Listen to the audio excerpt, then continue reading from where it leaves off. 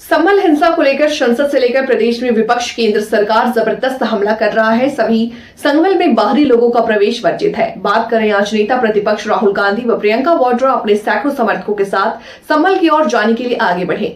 गाजियाबाद में ही प्रशासन ने उनका रास्ता रोक लिया और वहीं अधिकारियों ने नेता प्रतिपक्ष राहुल गांधी को लॉ एंड ऑर्डर की स्थिति के बारे में रटते हुए कहा कि संभल में बाहर के लोगों का जाना वर्जित है, जहां नेता प्रतिपक्ष और प्रशासन में नोकझोंक हुई है।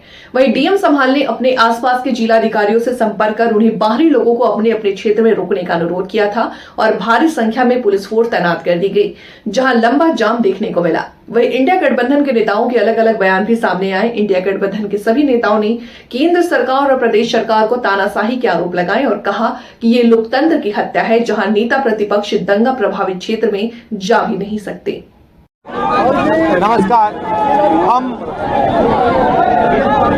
संभल जाने की कोशिश कर रहे हैं। पुलिस मना कर रही है, अलाउ नहीं कर रही है। एज एलओपी मेरा अधिकार बनता है कि मैं जा सकता हूं, मगर तब भी वो मुझे रोक रहे हैं। मैंने कहा है कि मैं अकेला जाने को तैयार हूं, पुलिस के साथ जाने को तैयार हूं, मगर उन्होंने वो भी बात एक्सेप्ट नहीं की और अब कह रहे हैं कि कुछ दिनों में अगर हम वापस आएंगे तो फिर वो हमें जाने देंगे। ये एक्चुअली जो एलओपी के अधिकार हैं उसके खिलाफ है। मुझे अलाउ करना चाहिए। कॉन्स्टिट्यूशन है ना,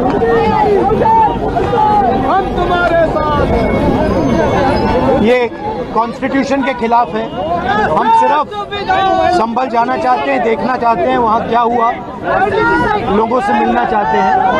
मगर हमारा जो कॉन्स्टिट्यूशनल अधिकार है, मेरा जो कॉन्स्टिट्यूशनल अधिकार है, उसको मुझे दिया नहीं जा रहा है। तो यही है, नया हिंदुस्तान है, कॉन्स्टिट्यूशन को ख़त्म करने का हिंदुस्तान है, अम्बेडकर जी के कॉन्स्टिट्यूशन को ख़त्म करने का हिंदुस्तान है। मगर हम लड़ते रहेंगे। धन्यवाद। मैम, आप गृह मंत्री से मिली हैं, केरल के सारे सांसद थे, क्या मांगे आपने रखी है? देखिए, हमने जो वहाँ की स्थिति है उससे अवगत किया है, उन्हें बताया है कि वहाँ पे किस तरह से जो हुआ, क्या क्या हुआ है और किस तरह से लोग पूरी तरह से बर्बाद हो गए, क्योंकि जो नदी है उसकी धारा ही बदल गई, तो पूरा पहाड़ चले गया उसके साथ। तो यहाँ तक कि एक फोकस्ड एरिया में है नेचुरल डिजास्टर, लेकिन उसका जो इफेक्ट है बहुत ही ज़्यादा है और लोग पूरी तरह से, उनके पास कोई सपोर्ट सिस्टम नहीं बचा। लोगों के परिवार, लोगों के घर, उनके बिजनेसेस, पाठशालाएं, जो भी था सब बह गया। तो इस परिस्थिति में अगर केंद्र सरकार कुछ न करे तो लोग क्या उम्मीद रख सकते हैं। तो हमने अपील ये भी की कि राजनीति को परे करके जो मानवता के तहत, मानवता के आधार पर जो हुआ है, वहाँ के लोगों को, वहाँ के बच्चों को मदद की जाए। मैंने ये भी जिक्र की कि मोदी जी गए थे और वो मिले पीड़ितों से, और जब मैं उन पीड़ितों से मिली, उनकी एक उम्मीद थी कि प्रधानमंत्री जी आए हैं, कुछ मदद मिलेगी, और अभी तक कुछ मदद नहीं मिली है। ये दुख की बात है और मैंने सिर्फ ये अपील किया है कि राजनीति को परे करते हुए जितनी मदद कर पाए करें। क्या भरोसा क्या भरोसा दिया मैम? होम मिनिस्टर ने क्या आश्वासन दिया और आप लोगों ने प्रधानमंत्री से मिलने का समय मांगा था, क्या आगे पीएम से भी मिलेंगे? We have given representations to the Prime Minister also, Home Minister also. The devastation that has happened in that area is complete. It is a small area in which whatever was in the way of the river, when the river changed course, it has taken away.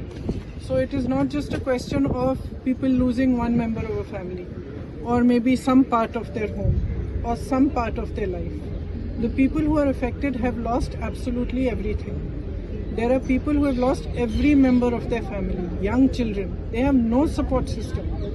And in such circumstances, if the center cannot step up, then it sends a very bad message to the entire country actually.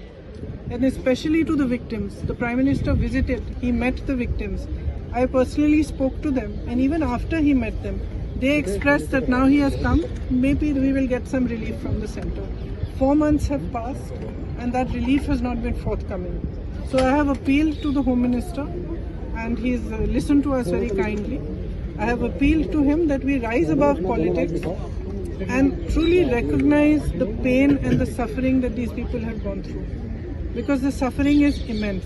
As I said, there are children who have lost every single member of their family. Who can they turn to if they cannot turn to Government of India, if they cannot turn for any help or assistance? Houses have been washed away. Everything has been washed away. So it is just on behalf of all the MPs of Kerala, it was our appeal to them that they should consider this very seriously and be more forthcoming with the relief so that these people can rebuild their lives.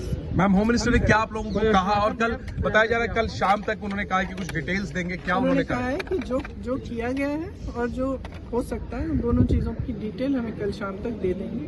तो हमने ये इच्छा व्यक्त की कि जितना भी हो सके वो कर पाएं वो करें, क्योंकि स्थिति वहाँ पे काफ़ी खराब है।